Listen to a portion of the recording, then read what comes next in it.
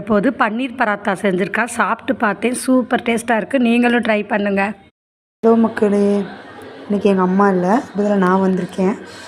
இன்றைக்கி நம்ம என்ன பண்ண போனோம்னா பன்னீர் பராட்டா பண்ண போகிறோம். அதுக்கு கோதுமை மாவு நல்லா பிசைஞ்சு வச்சுக்கிட்டேன். வெங்காயம் வெட்டியாச்சு, பன்னீர் வாங்கியாச்சு. இப்போ எப்படி பண்ணலான்னு பார்க்கலாம் வாங்க. பன்னீரை ஃபஸ்ட்டு குட்டி குட்டியாக துருவி எடுத்துக்கலாம். நல்லா துருவியாச்சு. இப்போ இதில் வந்து நம்ம வெங்காயம் சேர்த்துக்கலாம். வெங்காயம் ஆட் பண்ணியாச்சு. இப்போ சால்ட்டு, மஞ்சத்தூள், மிளகாய்த்தூள், அப்புறம் சீரகத்தூள் ஆட் பண்ணிக்கலாம்.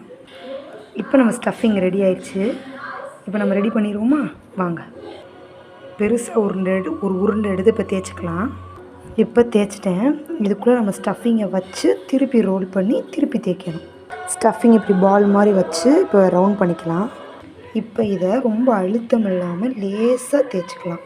ரொம்ப அழுத்தினோம்னா பிஞ்சிரும். தேய்ச்சிட்டேன். எனக்கு ஓரளவுக்கு லேசாக வெளியே வந்துருச்சு. அட்ஜஸ்ட் பண்ணிக்கோங்க.